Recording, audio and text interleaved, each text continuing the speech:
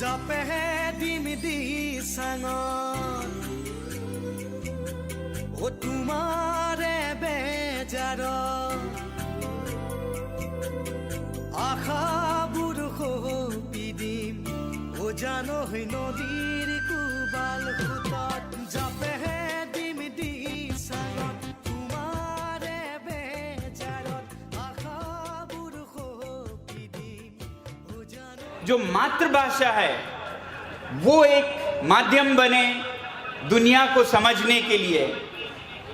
कोई भी आदमी पूरे दुनिया में जितना फायदा अपने मातृभाषा से ले सकता है उतना फायदा किसी दूसरे की भाषा से नहीं ले पाता है। खासकर बच्चे जो छोटे होते हैं, जिनका दिमाग अभी बन रहा होता है, उन्हें मातृभाषा माँ के दूध के समान है। माँ का दूध न दे तो बच्चे बीमार और मरियल बढ़ेंगे। माँ की भाषा ना हो तो उनका दिमाग, उनकी मानसिकता भी ऐसे ही बीमार रहेगा। ऐसा मेरा मानना ही नहीं बल्कि संयुक्त राष्ट्र संघ का भी मानना है, यूनाइटेड नेशंस का भी मानना है, जो ये कहती है कि दुनिया के हर बच्चे की शुरुआत की पढ़ाई अपनी मातृभाषा में होनी चाहिए। मुझे खुशी है कि यहाँ आपके बोडोलैंड क्षेत्र में बोडो माध्यम से स्कूलों में शिक्षा दी जाती है। मैं सलाम करता हूँ बोडो आंदोलनों का, जो कि दशकों से मैंने सुना है चल रहा है, 60-100 सालों से, और जिन्होंने इसकी महत्व को देखा। वरना दुनिया में बहुत ऐसे सभ्यता हैं जो संघर्ष कर रहे हैं, जान दे रहे हैं अपनी भाषा में पढ़ाई करने का अवसर या हक मिले इसके लिए।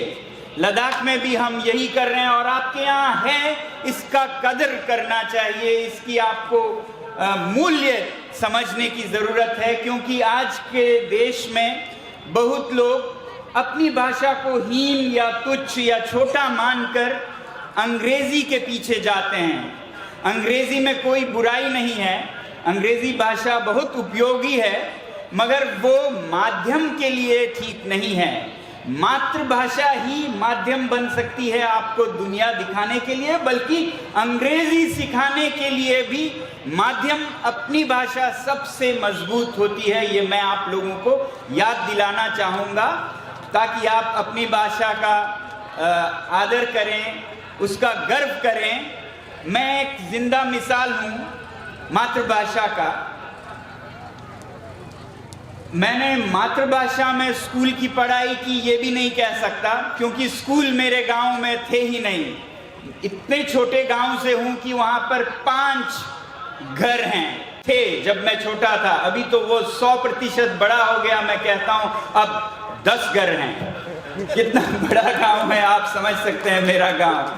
तो उस गांव में कोई स्कूल नहीं थे, तो इसलिए मुझे किसी और भाषा में, किसी अंग्रेजी, किसी उर्दू, किसी हिंदी में सीखने की बाध्यता नहीं हुई, मजबूरी नहीं हुई। मैं तो सिर्फ अपनी ही भाषा में सीखता रहा 9 साल की उम्र तक। उसके बाद कहीं स्कूल गया, 9 साल तक स्कूल ही नहीं देखा। मगर मातृभाषा का कमाल देखिए कि मुझे मेरे हौसले को किसी ने नहीं तोड़ा कि तुम्हारी ये भाषा नहीं अच्छी है, वो भाषा नहीं आती है। मैं तो हर चीज़, प्रकृति के बारे में, हर चीज़ के बारे में अपनी भाषा में सीखता रहा, अपनी माँ से सीखता रहा। उन्होंने मुझे लिखना सिखाया, उन्होंने मुझे गिनती सिखाया। और ये मैं कह रहा था कि अगर अपनी मातृभाषा की पकड़ मजबूत हो तो दुनिया की भाषाएं सीखने में देर नहीं लगती। आगे चलकर मैंने 9-10 भाषाएं सीखी और उन्हें सीखने में 6 से 1 साल लगता है। फ्रांस जाना पड़ा मुझे आर्किटेक्चर सीखने के लिए, तो मैं 3 महीने पहले गया और फ्रांस की भाषा सीख ली और फिर पोस्ट ग्रेजुएट, पोस्ट मास्टर्स 2 साल का किया। तो अंग्रेजी के लिए 16 साल जिंदगी के गंवाने की जरूरत नहीं है।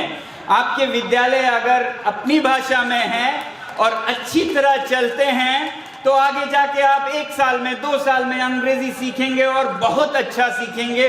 उनसे भी अच्छा सीखेंगे जो बचपन गवा देते हैं अंग्रेजी के लिए। ना उन्हें अपनी समझ आती है, ना उनको पराई समझ आती है। तो ऐसे लोग आगे जाके पैसे तो कमा लेंगे मगर कोई कमाल नहीं करेंगे। वो शायद अमेरिका के कंपनियों के लिए डिजिटल कुली बन जाएंगे। वो जब सोते हैं तो रात को काम करके मालिकों के लिए कल तक सॉफ्टवेयर तैयार रखें। वो इनोवेटर्स नहीं बनेंगे, वो ओरिजिनल थिंकर्स नहीं बनेंगे। वास्तविक जो सोच है, जो नवाचारी सोच है, इनोवेशन है, वो सबसे अच्छी अपनी मातृभाषा में ही हो सकती है, वरना हम कच्चे कमजोर होके रह जाएंगे। ये मेरा दूसरा आप लोगों को एक भाई की तरह संदेश है कि अपने बच्चों को अपनी मातृभाषा में गर्व से शिक्षा दीजिएगा। प्राइवेट स्कूल्स बहुत हैं जो अंग्रेजी माध्यम में चलते हैं, अच्छे हैं, मगर प्राइवेट स्कूल का मतलब भाषा से नहीं है। प्राइवेट चलाएं, बहुत अच्छा चलाएं, मगर अपनी मातृभाषा में चलाएं। अगर आप बहुत से देशों में, जो दुनिया के सबसे अच्छे देश हैं शिक्षा में, वो स्कैंडिनेविया, डेनमार्क, स्वीडन, नॉर्वे, इनको माना जाता है। तो सबसे पहली बात तो ये सभी देश अपनी भाषा में शिक्षा चलाते हैं, किसी अंग्रेजी में नहीं, डेनिश में, नॉर्वेजियन में, और दुनिया के सबसे अच्छे साइंटिस्ट, मैथमेटिशियंस पैदा करते हैं। दूसरी बात, इन देशों में सरकारी स्कूल के अलावा किसी निजी प्राइवेट स्कूल का नाम नहीं है, निशान नहीं है। हर एक के बच्चे सरकारी स्कूल में जाते हैं, चाहे वो गरीब हो या प्रधानमंत्री हो या कोई ऑफिसर हो, सबके बच्चे एक ही स्कूल में जाते हैं और सबके बच्चे हैं, इसलिए ख्याल रखते हैं और इस वजह से हर एक के बच्चे को अपनी मातृभाषा में गुणवत्ता, क्वालिटी एजुकेशन मिल जाती है। तो इसलिए सरकारी स्कूलों का बहुत ध्यान रखें और अगर उनमें कमी है तो उसके लिए आवाज़ उठाएं। जैसे आपने आंदोलनों से कितने चीज़ें बदल दी, तो स्कूलों को क्यों ना हम बदलें। कल मैंने सुना कि ऐसे स्कूलों में बहुत बार 200 बच्चों के लिए 2 शिक्षक हैं। तो मैंने कहा इसका हल मैं तो नहीं दे सकता, हल तो आपके पास है। जिस बात पर आप प्राथमिकता देंगे सरकार उसी में लग जाएगी। यही तो गणतंत्र का सुंदरता है कि आप अगर स्कूलों के मुद्दे को ऊपर उठाएं तो पूरी सरकार की शक्ति उसी को सुलझाने में लग जाएगी। अगर आप सिर्फ चावल और मिट्टी का तेल बांटने के लिए मांग करेंगे तो पूरी सरकार उसी में लग जाएगी।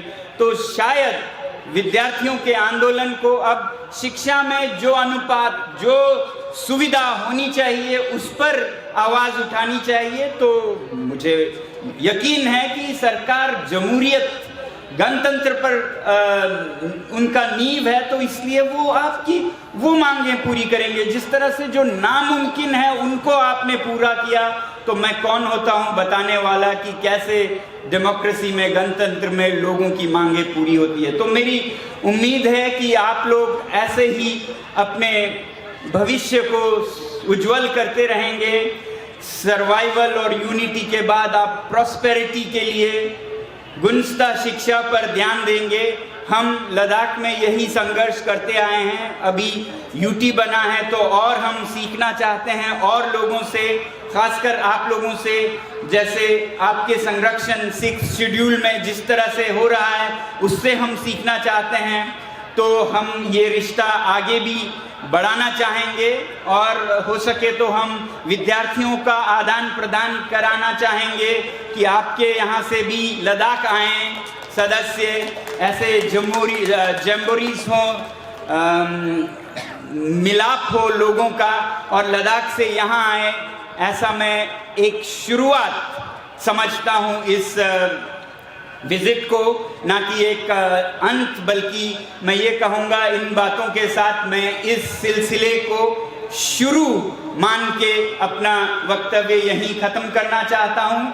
आप सभी का बहुत बहुत धन्यवाद और आप लोगों को बहुत शुभकामनाएं कि इस तरह से आपका ये 53वां 53rd एनुअल कॉन्फ्रेंस हो रहा है और सैकड़ों साल, हजारों साल ये कॉन्फ्रेंस चलता रहे, हम भी इससे सीखते रहें। आप सभी का फिर से बहुत बहुत धन्यवाद, बहुत बहुत धन्यवाद। Thank you.